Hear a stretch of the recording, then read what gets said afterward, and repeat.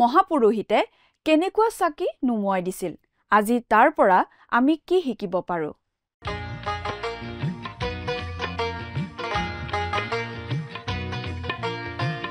আজিৰে পবিত্ৰ ক্ষণতে উজলি উঠা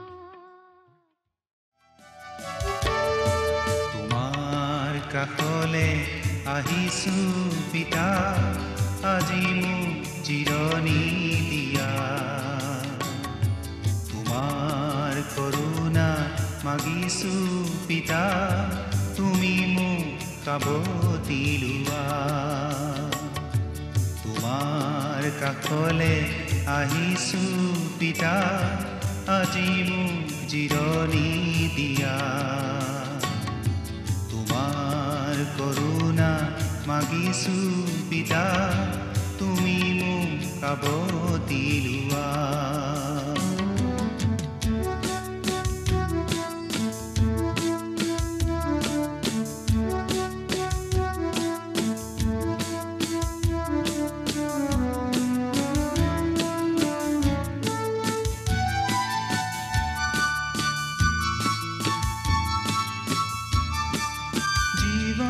বাটত ইমান নিৰাশা মাথো দুখেৰে ভৰা প্ৰতিক্ষণে মই ইমান অসহায় যেন অকলশৰীয়া আশাৰ প্ৰদীপ হে মোৰ জিহুৱা মোৰ দৃষ্টি কৰা আশাৰ প্ৰদীপ হে মোৰ জিহুৱা মূল দৃষ্টি কৰা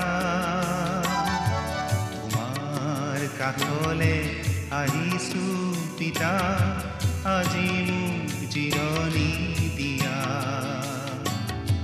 তোমাৰ কৰুণা মাগিছো পিতা তুমি মোক কাবতি লোৱা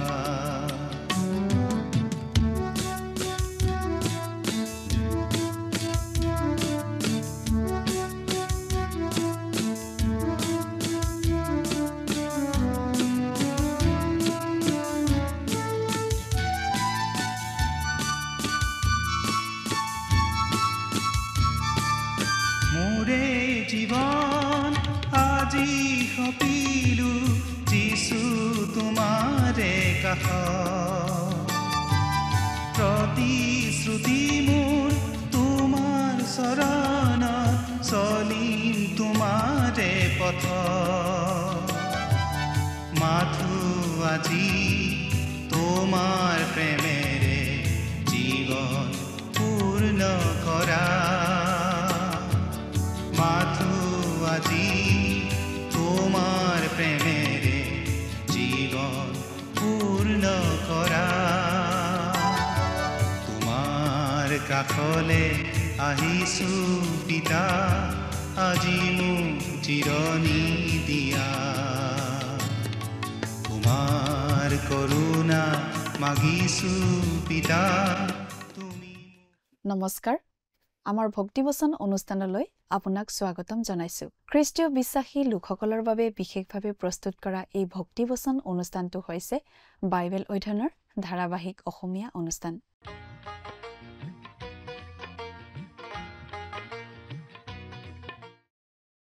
প্ৰিয় দৰ্শক আপুনি যদি আমাৰ আগৰ অনুষ্ঠানটো শুনিছিল তেনেহলে আপোনাৰ নিশ্চয় মনত আছে যে আমি এতিয়া বাইবেলৰ নতুন নিয়ম খণ্ডৰ প্ৰকাশিত বাক্য নামৰ পুস্তকখন অধ্যয়ন কৰি আছো আৰু যোৱা অনুষ্ঠানত আমি এই প্ৰকাশিত বাক্য পুস্তকৰ 1 নম্বৰ অধ্যায়ৰ 5 নম্বৰ পদৰ পৰা 9 নম্বৰ পদলৈকে পঢ়ি তাৰ ভিত্তিত আগবঢ়োৱা আলোচনা শুনিবলৈ পালো আজিৰ অনুষ্ঠানত আমি এই প্ৰকাশিত বাক্য পুস্তকখনৰ 1 নম্বৰ অধ্যায়ৰ 10 নম্বৰ পদৰ পৰা 13 নম্বৰ পদলৈকে পঢ়ি তাৰ ভিত্তিত আগবঢ়োৱা আলোচনা শুনিবলৈ পাম প্ৰকাশিত বাক্যৰ প্ৰথমটো ভাগত আমি খ্ৰীষ্টক তেওঁৰ মহিমা আৰু তেওঁৰ মণ্ডলীৰ দায়িত্বত থকা মহান মহাপুৰোহিত হিচাপে তেওঁৰ মহিমা আৰু পদত আমি দেখিবলৈ পাওঁ। তেওঁ এতিয়াও ঈশ্বৰৰ মেৰ পোৱালী, কিন্তু আমি সেই মেৰ পোৱালীৰ ক্ৰোধ দেখিবলৈ পাওঁ যাৰ আগত গোটেই পৃথিৱীখন ভয়ত কঁপিব। মই জোহন বুলি এই প্ৰকাশিত বাক্য পুস্তকত 3 বাৰ কোৱা হৈছে, বাকী 2 বাৰ পুস্তকখনৰ শেষৰ ফালে আছে। জোহনে নিজকে খ্ৰীষ্টীয় বিশ্বাসীসকলৰ ভাই আৰু ক্লেশভোগৰ সহভাগী বুলি কৈছে। ইয়াত মহাক্লেশৰ কথা কোৱা হোৱা নাই। জোহন বিপদত আছিল। ৰোমান সম্ৰাট ডমিচিয়ানে তেওঁক পাটমদ্বীপত কাৰাগাৰত ভৰাইছিল। জোহনে ইফিছৰ মণ্ডলীত সক্ৰিয় হৈ আছিল আৰু আন সকলো মণ্ডলীৰ ওপৰত তেওঁ তত্বাৱধান আছিল আৰু তেওঁ ঈশ্বৰৰ বাক্য শিকাইছিল। ঈশ্বৰৰ বাক্য স্পষ্টভাৱে শিকোৱা লোক বিপদত পৰে। জোহনে ক্লেশৰ অভিজ্ঞতা লাভ কৰিছিল আৰু আদি মণ্ডলীয়েও সেই অভিজ্ঞতা লাভ কৰিছিল। প্ৰকাশিত বাক্যত বৰ্ণনা কৰা এই মহান দৰ্শন জোহন অকলহৰে পাটমদ্বীপত থকা অৱস্থাত তেওঁক দিয়া হৈছিল আৰু তেওঁ যি দেখিছিল তাকেই লিপিবদ্ধ কৰিছিল। তাকেই আমি আজি প্ৰকাশিত বাক্য নামৰ এই পুস্তকখনৰ ৰূপত পাইছো। জোহনে কৈছে তেওঁ যেতিয়া পাটমদ্বীপত আত্মাত আছিল তেতিয়া তেওঁ এই দৰ্শন দেখিছিল, অৰ্থাৎ এয়া আছিল পবিত্ৰ আত্মাই কৰা কাম। এইবাবে আমি প্ৰাৰ্থনা কৰা উচিত যাতে ঈশ্বৰৰ আত্মাই খ্ৰীষ্টৰ বস্তুবোৰ লৈ আমাক দেখুৱাই দিয়ে, আমাক বুজাই দিয়ে। পবিত্ৰ আত্মা আহিলে ঠিক সেইটোৱেই কৰিব বুলি প্ৰভু যীশু খ্ৰীষ্টই কৈছিল। এতিয়া আমি গৌৰৱান্বিত খ্ৰীষ্টৰ দৰ্শন পাবলৈ আৰম্ভ কৰিছো। আমি আজি তেওঁক মহাপুৰোহিত হিচাপে তেওঁৰ পৰিচৰ্যা কৰি থকা ৰূপত বিবেচনা কৰি আছো। প্ৰিয় দৰ্শক, কথাবোৰ অধিক বহলাই চাবলৈ আহকচোন। এতিয়া আমি মূল আলোচনাটোৰ মাজলৈ আগবাঢ়ি যাওঁ। আমাৰ পৰম পবিত্ৰ প্ৰভু যীশুখ্ৰীষ্টৰ নামত নমস্কাৰ প্ৰিয় শ্ৰোতা। আহকচোন প্ৰিয় শ্ৰোতা, এতিয়া আমি বাইবেল অধ্যয়নৰ পিনে আগবাঢ়োঁ। প্ৰকাশিত বাক্য 1 নম্বৰ অধ্যায়ৰ 10 নম্বৰ পদৰ পৰা 13 নম্বৰ পদলৈকে পঢ়ি আজি আমি আলোচনা আগবঢ়াম। আপোনাৰ বাইবেলখন মেলি লৈছেনে বাৰু? আমি এতিয়া বাইবেলৰ পৰা পাঠ কৰি দিব খুজিছোঁ। প্ৰকাশিত বাক্য প্ৰথম অধ্যায় 10 আৰু 11 পদ পাঠ কৰি দিছোঁ।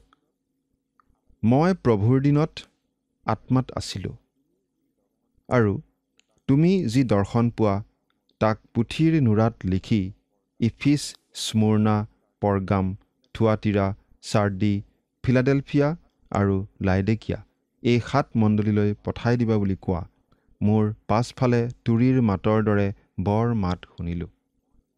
মই প্ৰভুৰ দিনত, ইয়াৰ অৰ্থটো লৈ অলপ মতভেদ আছে। কিছুমান বাইবেল পণ্ডিতে ইয়াক প্ৰভুৰ দিন মানে সেই আহিবলগীয়া শেষকাল, অৰ্থাৎ জিহুৱাৰ দিন বা ইংৰাজীত যাক ডে অৱ দ্য লৰ্ড বুলি কোৱা হয়, সেই দিনকেই বুজোৱা হৈছে বুলি ক'ব খোজে। এই প্ৰকাশিত বাক্য পুস্তকখনৰ বেছিভাগ কথাই সেই আহিবলগীয়া প্ৰভুৰ দিনৰ বিষয়ে কোৱা কথা যদিও ইয়াত প্ৰভুৰ দিন মানে সেই দিনৰ কথা বুজোৱা হোৱা নাই বুলি আমি ভাবোঁ।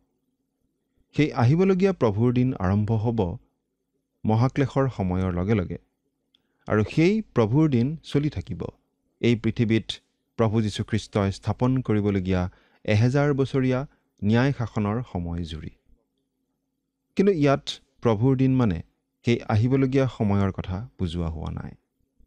অসমীয়া ভাষাত কথাটো অলপ বেছি খেলিমেলি হয়। ইংৰাজীত 2টা শব্দ আছে, লৰ্ডছ ডে আৰু the day of the lord. Lords day মানে প্ৰভু যীশু পুনৰুত্থিত হোৱা দিন, অৰ্থাৎ দেওবাৰ। সেই দিনটো হৈছে সপ্তাহৰ প্ৰথম দিন, অৰ্থাৎ প্ৰভুৰ দিন।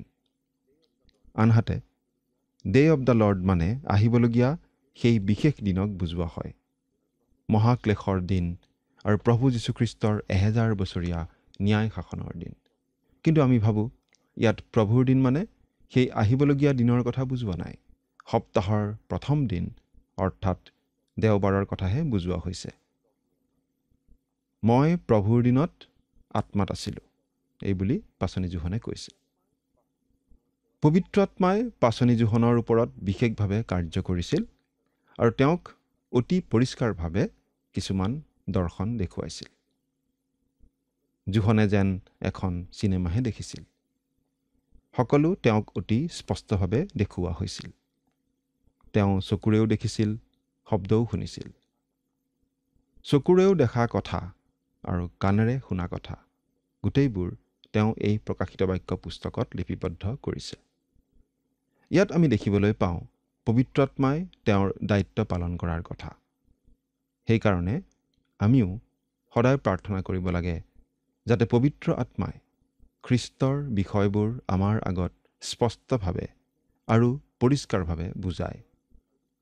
আমি নিজৰ বিচাৰ বুদ্ধিৰে নহয়, কিন্তু পবিত্ৰ আত্মাৰ যোগেদিহে ঈশ্বৰৰ বাক্যবোৰ বুজি পাব পাৰোঁ। আচলতে পবিত্ৰ আত্মাৰ এইটো এটা বিশেষ পৰিচৰ্যা। তেওঁৰ বিষয়ে প্ৰভু যীশুৱে শিষ্যবিলাকৰ আগত এনেদৰে কৈছিল, কিন্তু সেই সত্যৰ আত্মা যেতিয়া আহিব, তেতিয়া তেওঁ আটাই সত্যলৈ তোমালোকক পথ দেখুৱাই নিব, কিয়নো তেওঁ নিজৰ পৰা নক'ব, কিন্তু যিহকে শুনিব তাকেই ক'ব, আৰু তোমালোকক ভৱিষ্যত কথা জনাব। তেওঁ মোক মহিমান্বিত কৰিব, কিয়নো মোৰ যি আছে তেওঁ তাৰ পৰা লৈ তোমালোকক জনাব। যোহনে লিখা শুভবাৰ্তা 16 নম্বৰ অধ্যায় 13 আৰু 14 পদ। এতিয়া আমি গৌৰৱময় প্ৰভু যীশুখ্ৰীষ্টৰ অতুলনীয় ছবি দেখিবলৈ পাম। তেওঁ আজি স্বৰ্গত আমাৰ মহাপুৰোহিতৰ কাম কৰি আছে। তেওঁ সেই ৰূপত আমি দেখিবলৈ পাম। যোহন প্ৰভুৰ দিনত আত্মাত আছিল। তেতিয়া তেওঁ কি শুনিবলৈ পালে? তেওঁক পবিত্ৰ আত্মাই জনালে, তুমি যি দৰ্শন পোৱা তাক পুথিৰ নুৰাত লিখি ইফিছ, স্মৰ্ণা, পৰগাম, থুৱাতিৰা, চাৰ্ডি, ফিলাডেলফিয়া আৰু লাইডিকিয়া এই 7 মণ্ডলীলৈ পঠাই দিবা বুলি কোৱা। মোৰ পাছফালে তুৰীৰ মাতৰ দৰে বৰ মাত শুনিলোঁ। পাচনি যোহনক কিছুমান দৰ্শন দেখুৱাব আৰু তেওঁ যি দেখে সেইবোৰ লিপিবদ্ধ কৰি সেই মণ্ডলী 7টালৈ পঠিয়াই দিবলৈ কোৱা হৈছে। তেওঁ যুদ্ধৰ শিঙা বা তুৰীৰ নিচিনা প্ৰচণ্ড মাত শুনিলে। সেই মাত বাৰু কাৰ আছিল? যোহনক সেই আজ্ঞা কোনে দিছিল? আমি পাছৰ পদ দুটা পঢ়ি দিছোঁ, 12 আৰু 13 নম্বৰ পদ। তাতে মোক কথা কোৱা মাত চাবলৈ ঘূৰিলোঁ। ঘূৰিলত 7টা সোণৰ দীপাধাৰ আৰু সেই দীপাধাৰ কেইটাৰ মাজত মানুহৰ পুত্ৰৰ নিচিনা এজনক দেখিলোঁ। তেওঁৰ ভৰিলৈকে বস্ত্ৰ পিন্ধা আৰু বুকু সোণৰ টঙালিৰে বন্ধা। পাচনি যোহনে তুৰীৰ শব্দৰ নিচিনা অৰ্থাৎ যুদ্ধৰ শিঙাৰ নিচিনা এটা শব্দ শুনিবলৈ পাইছিল। সেই শব্দ অৰ্থাৎ মাতটোৱে তেওঁক কথা কৈছিল। প্ৰভু যীশু যেতিয়া এই পৃথিৱীৰ পৰা তেওঁৰ বিশ্বাসীসকলক উঠাই লৈ যাবলৈ আহিব, তেওঁ আহিব প্ৰচণ্ড ধ্বনিৰে। এই বিষয়ে আমি বাইবেলত এনেদৰে পঢ়িবলৈ পাওঁ, কাৰণ জয়ধ্বনি, প্ৰধান স্বৰ্গদূতৰ মাত আৰু ঈশ্বৰৰ তুৰীবাদ্যৰ সৈতে প্ৰভু নিজে স্বৰ্গৰ পৰা নামি আহিব আৰু খ্ৰীষ্টৰ আশ্ৰয়ত মৰা লোকবিলাকেই প্ৰথমে উঠিব। 1 থিছালনিকিয়া 4 নম্বৰ অধ্যায় 16 নম্বৰ পদ। তেওঁৰ মাত হ'ব প্ৰধান স্বৰ্গদূতৰ মাতৰ নিচিনা, তুৰীধ্বনিৰ শব্দৰ নিচিনা, কাৰণ বাইবেলত আমাক এই বুলিয়েই কোৱা হৈছে। কিন্তু সেই শব্দটো প্ৰভু যীশুখ্ৰীষ্টৰ নিজৰ মাত হ'ব। তেওঁৰ নিজৰ লোকসকলক মৃত্যুৰ পৰা পুনৰুত্থিত কৰিবলৈ কোনো প্ৰধান স্বৰ্গদূতৰ সহায়ৰ প্ৰয়োজন তেওঁৰ নহ'ব। প্ৰভু যীশুখ্ৰীষ্টৰ এনেকুৱা চমকপ্ৰদ ছবি এখন আমি ইয়াত পাইছোঁ। ইয়াত পাচনি যোহনে কৈছে, তেওঁ মানুহৰ পুত্ৰৰ নিচিনা এজনক দেখিলে। মানুহৰ পুত্ৰ মানে প্ৰভু যীশুখ্ৰীষ্ট। তেওঁ নিজকে মানুহৰ পুত্ৰ বুলি কৈছিল, কাৰণ তেওঁ স্বয়ং ঈশ্বৰ হৈও মানুহ হিচাপে জন্মগ্ৰহণ কৰিছিল।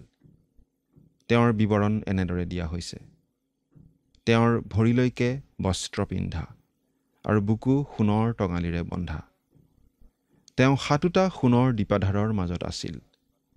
সোণৰ 7টা দীপাধাৰে আমাক মনত পেলাই দিয়ে ঈশ্বৰৰ নিয়ম তম্বুৰ কথাটোলৈ। আমি এই বিষয়ে পুৰণি নিয়মত বিশেষভাৱে পঢ়িবলৈ পাইছিলোঁ। সেই তম্বু বা উপাসনা গৃহত এটা সোণৰ দীপাধাৰ আছিল। সেই সোণৰ দীপাধাৰটোৰ 7টা থাল আছিল। কিন্তু ইয়াত 7টা দীপাধাৰৰ কথা কোৱা হৈছে, বেলেগ বেলেগ 7টা দীপাধাৰ। বেলেগ বেলেগ 7টা দীপাধাৰৰ কথা বাৰু কিয় কোৱা হৈছে? কাৰণ আমি 20 নম্বৰ পদত পঢ়িবলৈ পাওঁ যে এই 7টা দীপাধাৰে 7টা মণ্ডলীক প্ৰতিনিধিত্ব কৰে। বেলেগ বেলেগ মণ্ডলী, গতিকে বেলেগ বেলেগ দীপাধাৰ। কিন্তু গোটেইকেইটা দীপাধাৰৰ কাম একেই। যীশুখ্ৰীষ্টই শিষ্যসকলক কৈছিল, যিমান দিন মই জগতত আছো সিমান দিন ময়েই জগতৰ পোহৰ, কিন্তু মই গ'লে তোমালোক জগতৰ পোহৰ হৈ থাকিবা।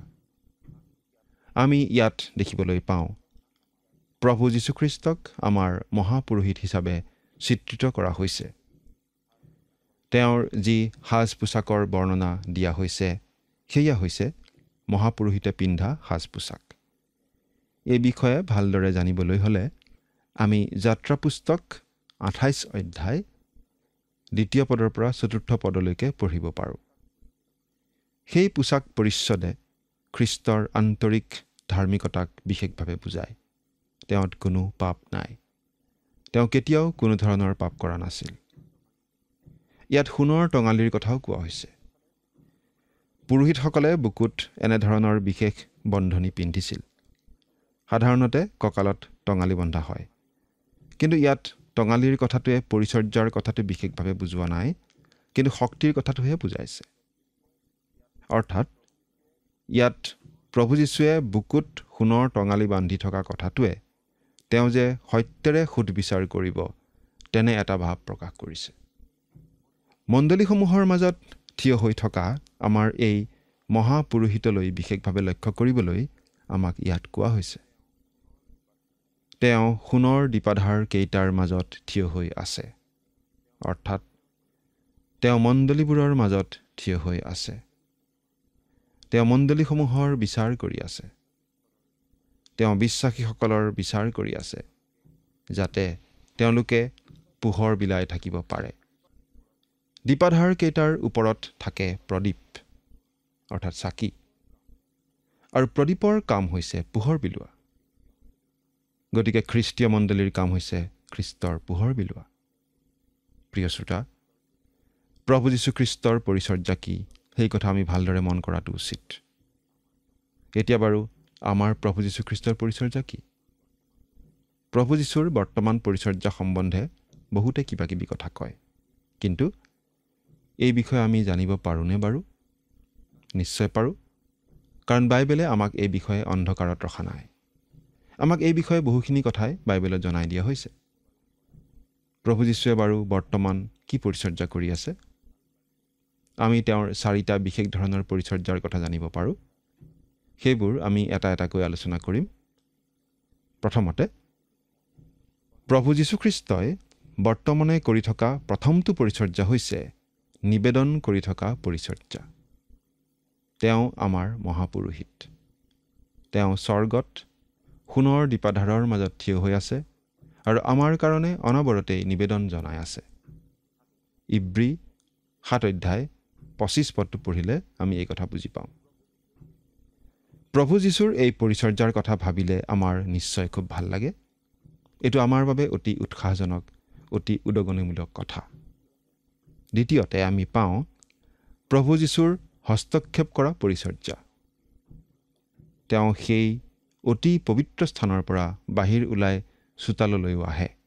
তাতে তেওঁ তেওঁৰ নিজৰ লোকসকল অৰ্থাৎ তেওঁৰ বিশ্বাসীসকলৰ ভৰি ধুৱায়। নিজ নিজ পাপ স্বীকাৰ কৰা সকলো বিশ্বাসী লোকৰেই তেওঁ তেনেদৰে ভৰি ধুৱাই দিয়ে। খ্ৰীষ্টীয় বিশ্বাসী লোকসকলৰ পাপ কেতিয়াবা থাকিব পাৰে, কিন্তু প্ৰভু যীশুখ্ৰীষ্টৰ সৈতে সহভাগিতা লাভ কৰিবলৈ হ'লে আমি সেই পাপ স্বীকাৰ কৰিব লাগিব। বাইবেলত আমাক এনেদৰে কোৱা হৈছে, কিন্তু আমি নিজ নিজ পাপবোৰ স্বীকাৰ কৰিলে বিশ্বাসী আৰু ধাৰ্মিক যি তেওঁ আমাৰ পাপবোৰ ক্ষমা কৰে আৰু সকলো অধৰ্মৰ পৰা আমাক সূচী কৰে। 1 যোহন 1 অধ্যায় 9 পদ। তেওঁ শিষ্যসকলক ভৰি ধুৱাই দিছিল বুলি আমি জানো। আজিও তেওঁ তেনেদৰে হাতত গামোচা আৰু পানীৰ চৰিয়ালৈ কাম কৰি আছে। তেওঁ শিষ্যসকলৰ ভৰি ধুৱাই আছে। নিজ নিজ পাপ স্বীকাৰ কৰা প্ৰতিজনৰ পাপ তেওঁ ধুই নিকা কৰি আছে। 5 যোহনে এনেদৰেও লিখিছিল, হে মোৰ বোপাহঁত, তোমালোকে যেন পাপ নকৰা এই আশয়েৰে মই তোমালোকলৈ এইবোৰ কথা লিখিছোঁ। আৰু কোনোৱে যদিও পাপ কৰে, তথাপি পিতৃৰ আগত আমাৰ সহায়কৰ্তা ধাৰ্মিক যীশুখ্ৰীষ্ট আছে। 1 যোহন 2 অধ্যায় 1 আৰু 2 পদ। আমি যাতে পাপ নকৰোঁ তাৰ কাৰণে সকলো ধৰণৰ ব্যৱস্থা ঈশ্বৰে কৰিছে। আপোনালোকে অৱশ্যে কেনেকুৱা অৱস্থা পাইছে নাজানো, কিন্তু এই অধমে হ'লে এতিয়ালৈকে তেনেকুৱা এটা অৱস্থা লাভ কৰা নাই। আৰু তেনেকুৱা অৱস্থা এটা লাভ কৰা কোনো মানুহ আমি এতিয়ালৈকে লগো পোৱা নাই। কিন্তু আমাক যোহনে এই বুলি জনাই দিছে, কোনোৱে যদিও পাপ কৰে, তথাপি পিতৃৰ আগত আমাৰ সহায়কৰ্তা ধাৰ্মিক যীশুখ্ৰীষ্ট আছে। প্ৰভু যীশুখ্ৰীষ্ট আমাৰ সহায়কৰ্তা, আমাৰ উকিল বা অধিবক্তা। অৰ্থাৎ যেতিয়া আমাৰ বিৰুদ্ধে কোনো অভিযোগ শয়তানে আনে, তেতিয়া প্ৰভু যীশুখ্ৰীষ্টই আমাৰ হকে কথা কয়। শয়তানে খ্ৰীষ্টীয় বিশ্বাসীসকলৰ বিৰুদ্ধে নানা ধৰণৰ অভিযোগ আনে পিতৃ ঈশ্বৰৰ আগত, কিন্তু প্ৰভু যীশুখ্ৰীষ্টই সেই সকলো অভিযোগ খণ্ডন কৰে আৰু বিশ্বাসীসকলৰ হৈ ওকালতি কৰি কথা কয়। তেওঁ তেনেদৰে ক'ব পাৰে, কাৰণ তেওঁ আমাৰ সকলোৰে পাপৰ শাস্তি নিজে বহন কৰিলে। আমাৰ সকলো পাপৰ শাস্তি তেওঁ ইতিমধ্যেই ল'লে ক্ৰুচৰ ওপৰত। প্ৰভু যীশুখ্ৰীষ্টৰ আৰু এটা পৰিচৰ্যাৰ কথা আমি প্ৰায়েই উল্লেখ কৰিবলৈ পাহৰি যাওঁ। প্ৰভু যীশুৰ সেই পৰিচৰ্যাটো হৈছে পৰিদৰ্শনৰ পৰিচৰ্যা। খ্ৰীষ্টই আজি কি ধৰণৰ পৰিচৰ্যা কৰি আছে সেই বিষয়ে শাস্ত্ৰত আমাক জনাই দিয়া হৈছে। তেওঁ স্বৰ্গাৰোহণ কৰি পিতৃ ঈশ্বৰৰ সোঁহাতে বহিল, কিন্তু তেওঁ এলাহ কৰি বহি থকা নাই। তেওঁ বহিল মানে তেওঁ কৰিব লগা কাম সম্পন্ন কৰি বহিল। মানৱৰ পৰিত্ৰাণৰ কাৰণে কৰিবলগীয়া সকলোখিনি কাম সম্পন্ন কৰি তেওঁ স্বৰ্গলৈ গৈ পিতৃ ঈশ্বৰৰ সোঁহাতে বহিল। মানৱৰ পৰিত্ৰাণ তেওঁ প্ৰস্তুত কৰিলে। তেওঁ এই পৃথিৱীত মৃত্যুবৰণ কৰিছিল আমাক পৰিত্ৰাণ দিবলৈ, আৰু তেওঁ স্বৰ্গত এতিয়া জীয়াই আছে আমাক পৰিত্ৰাণ পোৱা অৱস্থাতে স্থিৰে ৰাখিবলৈ। তেওঁ পৃথিৱীত থাকোঁতে যিমান ব্যস্ত আছিল, তেওঁ এতিয়া স্বৰ্গতো অতি ব্যস্ত হৈ আছে আমাক পৰিত্ৰাণ পোৱা অৱস্থাত স্থিৰে ৰাখিবলৈ। আমি প্ৰভু যীশুখ্ৰীষ্টৰ 3টা পৰিচৰ্যাৰ কথা পালোঁ, নহয় জানো? তেওঁৰ পৰিদৰ্শন কৰা পৰিচৰ্যাৰ কথাটো আমি এতিয়া চাব খুজিছোঁ। প্ৰভু যীশুৰ পৰিদৰ্শন কৰা পৰিচৰ্যা। প্ৰভু যীশু বাৰু এতিয়া ক'ত আছে? আমি ইয়াত দেখিবলৈ পাইছোঁ যে প্ৰভু যীশু সোণৰ দীপাধাৰ কেইটাৰ মাজত খোজকাঢ়ি আছে। তেওঁক সোণৰ দীপাধাৰ কেইটাৰ মাজত খোজকাঢ়ি থকা অৱস্থাত আমি ইয়াত দেখিবলৈ পাইছোঁ। আমি যাত্ৰা পুস্তকত সোণৰ দীপাধাৰৰ কথা পঢ়িবলৈ পাইছিলোঁ। ঈশ্বৰৰ নিয়ম তম্বুৰ সকলোতকৈ সুন্দৰ বস্তু আছিল এই সোণৰ দীপাধাৰ, আৰু এইটো আছিল সোণেৰে নিৰ্মিত, আৰু মাজৰ থালটোৰ দুয়োফালে 3টাকৈ, মুঠতে 6টা ডাল, আৰু সৰ্বমুঠ 7টা ডাল এই দীপাধাৰটোত আছিল। মাজেৰে এটা আৰু দুয়োপিনে 3টাকৈ, মুঠতে 7টা ডাল। আৰু সেই প্ৰতিটো ডালৰ মূৰটো আছিল ফুলিব ধৰা বাদাম ফুলৰ নিচিনা, আৰু তাতেই সেই প্ৰদীপ অৰ্থাৎ চাকিবোৰ ৰখা হৈছিল।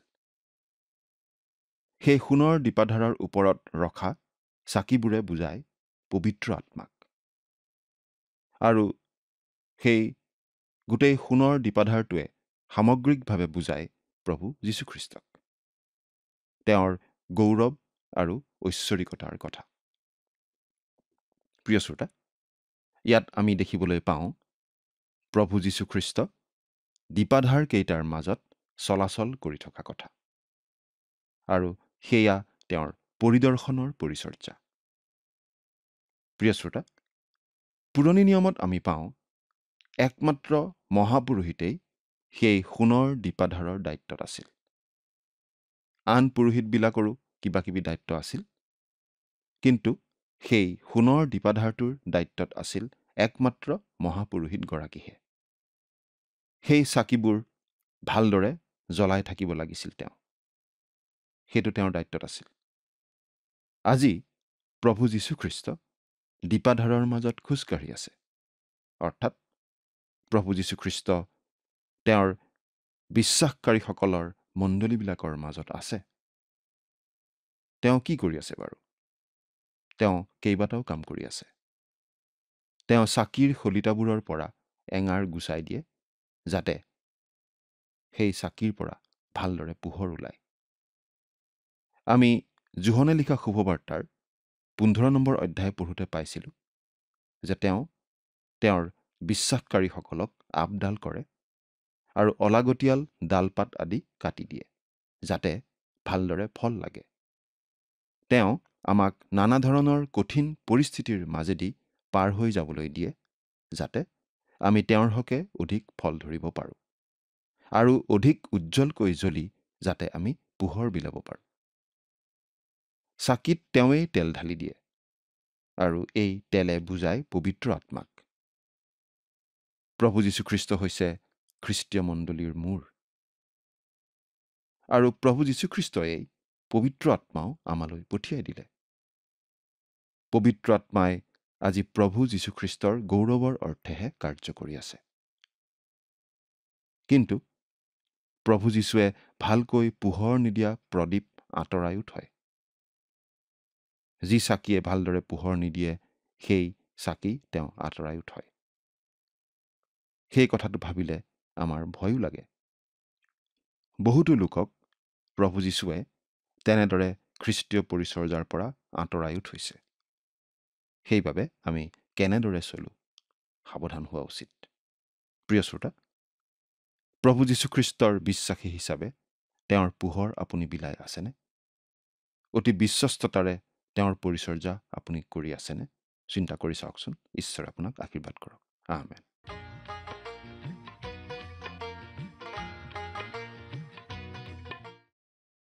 দৰ্শনটোত যোহনে দেখিছিল যে প্ৰভু যীশুৱে 7টা সোণৰ দীপাধাৰৰ মাজত পৰিচৰ্যা কৰি আছিল। পুৰণি নিয়মৰ দিনত নিয়ম তম্বুত একমাত্ৰ মহাপুৰোহিতে দীপাধাৰৰ চোৱা চিতা কৰিছিল। আন পুৰোহিতসকলৰ আন আন কৰ্তব্য আছিল যদিও মহাপুৰোহিতে দীপাধাৰৰ যত্ন লৈছিল। তেওঁৱে চাকিবোৰ জ্বলাইছিল, চাকিত তেল ঢালি দিছিল আৰু শলিতাবোৰ চোৱা চিতা কৰিছিল। যদি কোনোবা এটা চাকিত ধোঁৱা ওলাবলৈ ধৰিলে আৰু ভালকৈ স্পষ্ট পোহৰ নিদিয়ে, তেন্তে তেওঁৱে সেই চাকিটো নুমুৱাই পেলাইছিল। প্ৰভু যীশুৱে আজি দীপাধাৰৰ মাজত খোজ কাঢ়িছে। তেওঁ ব্যক্তিগত বিশ্বাসীৰে গঠিত তেওঁৰ মণ্ডলীৰ মাজত আছে আৰু তেওঁ মহাপুৰোহিতে চাকিবোৰৰ পৰিচৰ্যা কৰাৰ দৰে পৰিচৰ্যা কৰি আছে।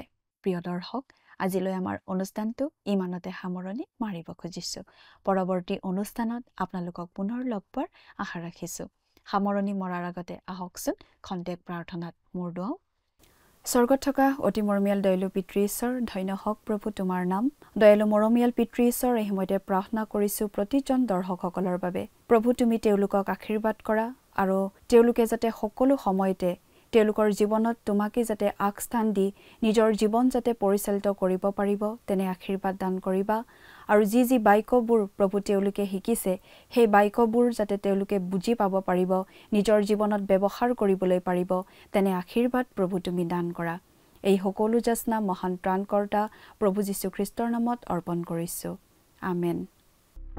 প্ৰিয় দৰ্শক, যোৱা অনুষ্ঠানৰ প্ৰশ্নটোৰ শুদ্ধ উত্তৰটো হৈছে অপশ্যন চি, পাদ্ম। আজিৰ অনুষ্ঠানৰ ওপৰত আধাৰিত প্ৰশ্নটো হৈছে সোণৰ দীপাধাৰে সামগ্ৰিকভাৱে কাক বুজায়?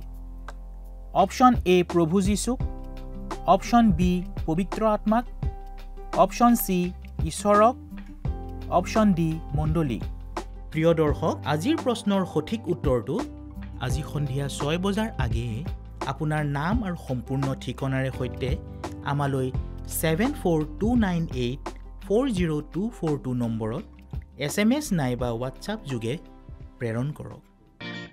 প্ৰিয় দৰ্শক, আপুনি যদি আমাৰ এই অনুষ্ঠানৰ যোগেদি আশীৰ্বাদপ্ৰাপ্ত হৈছে আৰু আমাৰ লগত কথা পাতিবলৈ বিচাৰিছে বা আপোনাক প্ৰাৰ্থনাৰ সহায় পৰামৰ্শ লাগে, তেন্তে আমালৈ 7429840242 এই নম্বৰত পোনপটীয়াকৈ ফোন কৰিব পাৰিব। ধন্যবাদ।